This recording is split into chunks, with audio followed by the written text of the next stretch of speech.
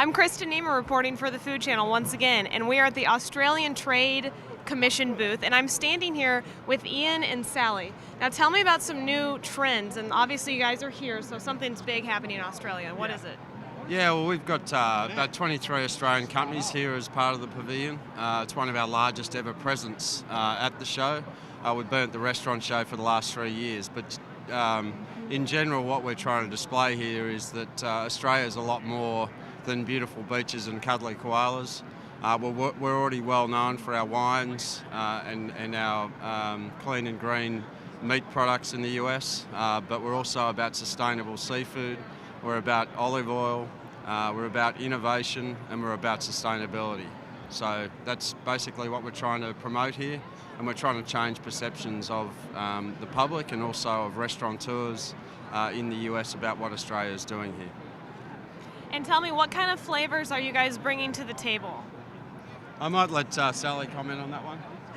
Well, really, to me, it's a bit selfish myself because I'm an Australian chef now living in the USA, and I have a truckload of American chefs who I'm introducing to Australian flavours, and they're everything from, as Ian mentioned, our sustainable seafood to our grass-fed lamb, our Wagyu beef, olive oil, macadamias, but the underlying component between all of it is really good quality ingredients, very fresh, a great focus on the technology, and for example cheeses that are made within minutes of the cows or the sheep being milked, the seafood coming straight here, water being caught in rain water and very sustainably processed and brought here. So it's something that I'm really proud of, and the more I can get here, the more to showcase. So it really makes life a pleasure for me, because chefs really get quite excited when they do experience our flavours, some of our native herbs and spices that they've never heard of before, that give them a unique edge as well. So I think chefs are learning that to say Australia before a product name is giving them a bit of kudos too. So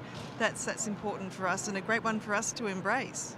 What kind of spices were you talking about that come out of Australia? We can wattle seed is one that's getting more common here. It's like if you've got hazelnut and chocolate and coffee and blended them all together into one. Another one is a pepperberry, which is like an oregano-ish kind of pepper that's got a lemon touch to it. Lemon myrtle is one that I'm really partial to. It's very aromatic, and it's like if you've got lemongrass and lime and kaffir and mix them all together. So it's a whole new draw. Chefs don't have to make their own mixes anymore. They can just get one of our leaves and there you go. So. And the great thing about those products is that they've been used by our Indigenous Australians for the last 10,000 years. So they're well known in Australia, and we're now bringing them to the US. All right, Ian, so tell me a little bit about the flavours that Australia so what I was saying before was we really are showcasing some of the innovation from Australia and some of the unique flavours. We are real innovators. As I said before, we don't stick to tradition.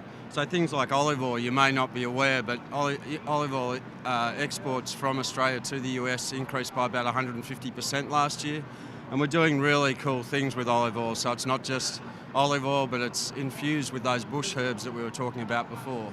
So things that have never been seen in the US. If you look behind me here, we've got an amazing selection of new products that are brand new to the US. Spices, herbs, honey that has never been seen in the US before, that's totally unique. We've got ginseng from Tasmania, which is an island just to the south of Australia. We've got Tasmanian water, some of the cleanest, freshest, most pristine water in the world.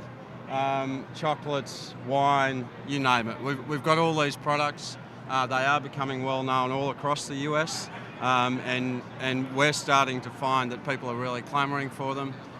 We're holding an event tonight at National 27 Restaurant in collaboration with Food Arts Magazine, where we're showcasing some of these products. We've had a sellout because Australia is a real buzz. We've created a real buzz at this show, and we're looking forward to bringing more Australian products to the US.